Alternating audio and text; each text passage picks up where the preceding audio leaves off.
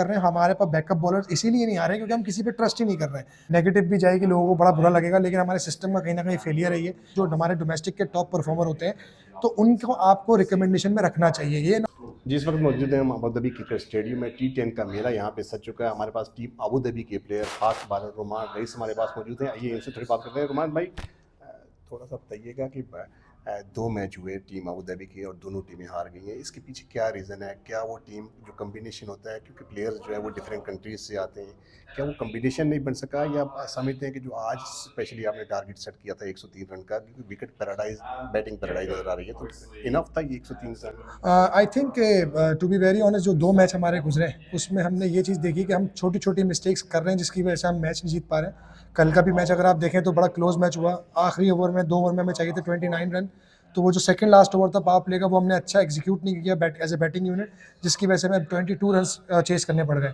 सो ये छोटी छोटी लर्निंग्स हैं, अगर हम इसको जल्द से जल्द रिकवर कर लेंगे तो मे बी क्या होपफुली हमारे रिजल्ट्स बेहतर है।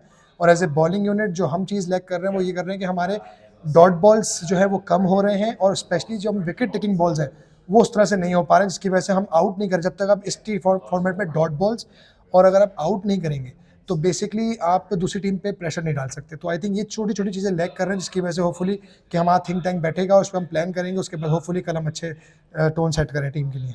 डॉट्स बॉल की आपने बात की, क्योंकि डॉट्स बॉल बड़ी इंपॉर्टेंट होती है, विकेट से ज़्यादा T10 में डॉट्स बॉल इंपॉर्टेंट होती है। आपने आज देखा कि 2 ओवर में 5 डॉट बॉल थी और उमदा बॉलिंग की आपने, बेशक स्मॉल टारगेट था, आपने 15 रन दिए।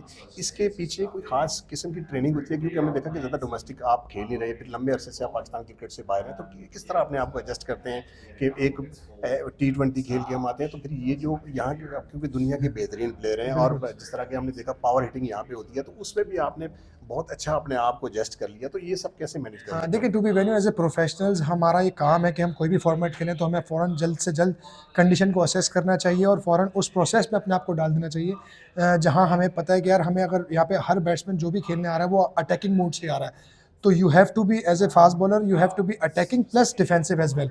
कि आपको पता होना चाहिए कि यार आपकी जो फील्ड सेट हुई भी उस पर आपके पास 2 या 3 बॉल करने के ऑप्शंस हैं। तो आई थिंक कि जो जिस तरह का आज का विकेट था, दिन में थोड़ा सॉफ्ट था तो ग्रिप करा था बॉल, तो आज मैंने ज़्यादा अप्लाई किया अपने स्लो वंस पे, क्योंकि कल मैंने ज़्यादा यॉर्कर्स किए थे। तो इस तरह आप कंडीशन को पहले असेस करें, उसके बाद आप फिर उसको एग्जीक्यूट करें। तो आई थिंक ये सब चीज़ें बड़ी मैटर करती हैं। और अब जितना experience as a T20 fast bowler या हमने जितने भी छोटे फॉर्मेट हम खेल रहे हैं, तो उसमें जितना आप लर्न कर सकते हो और अपने आप को जितना मेंटली क्लियर करके आप बॉलिंग कर सकते हो, तो उतना बेनिफिट होता है एज ए प्लेयर आपके लिए। क्योंकि देखें, ये इस फॉर्मेट में इतना शॉर्ट टाइम है कि आपको सोचने का टाइम कम है, तो आपका जो भी plan A, plan B, plan C है ना, वो आपको अडॉप्ट करना चाहिए और फ़ौरन उसको इम्प्लीमेंट करना चाहिए।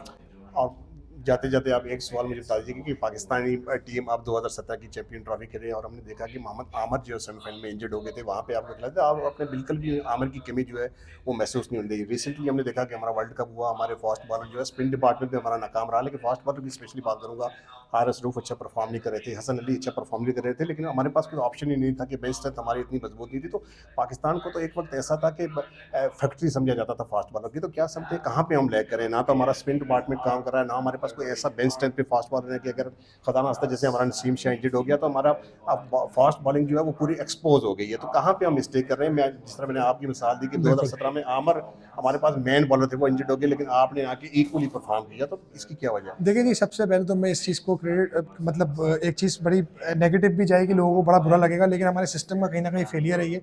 क्योंकि देखें, जब सिस्टम में आप डोमेस्टिक प्लेयर्स को वैल्यू नहीं करेंगे, जो हमारे डोमेस्टिक के टॉप परफॉर्मर होते हैं, तो उनको आपको रिकमेंडेशन में रखना चाहिए। ये ना हो कि आपके पास जो टॉप 4 बॉलर्स हैं आप उन्हीं को पूरे साल कैरी करते रहें। तो देखें, अब क्रिकेट इतनी हो गई है कि आप 4 डे भी खिला रहे हैं उनको, 1 डे भी खिला रहे हैं, फिर T20 world cup, Asia cup, सब चीज़ें खिला रहे हैं। तो आई थिंक कि आपको थोड़ा सा अपने बॉलर्स का वर्कलोड मैनेज करना चाहिए, ताकि जब मेन इवेंट्स आए तो आपके मेन जो कोर है आपकी बॉलिंग की वो पूरे फिट हो और पूरी एनर्जी के साथ बॉलिंग करें। तो आई थिंक कि हम कहीं ना कहीं सिस्टम के थ्रू लैग कर रहे हैं। हमारे पास बैकअप बॉलर्स इसीलिए नहीं आ रहे हैं क्योंकि हम किसी पे ट्रस्ट ही नहीं कर रहे हैं। अगर आप ट्रस्ट करेंगे, जैसे 2017 की आपने बात की, तो उस वक्त अगर वहाब भाई पहले मैच में इंजर्ड हुए, मोहम्मद आमिर इंजर्ड हुए, तो एटलीस्ट बैकअप पे हमारे पास 2-3 ऑप्शंस थे, जिसमें अब्बास था, मैं था और भी 1-2 बॉलर्स थे। तो आई थिंक कि जो बैकअप हमारे पास नहीं है उसकी वजह बहुत बड़ी है कि हम अपने बैकअप बॉलर्स को ट्रस्ट नहीं कर रहे हैं, उनको हम मजीद अपॉर्चुनिटीज दे रहे हैं। हमें 3 फॉर्मेट की टीम में एटलीस्ट 2 फॉर्मेट की टीम, एक बॉलिंग यूनिट खिलानी चाहिए और दूसरी जो हमारा T20 फॉर्मेट है उसके लिए डिफरेंट बॉलर्स होने चाहिए।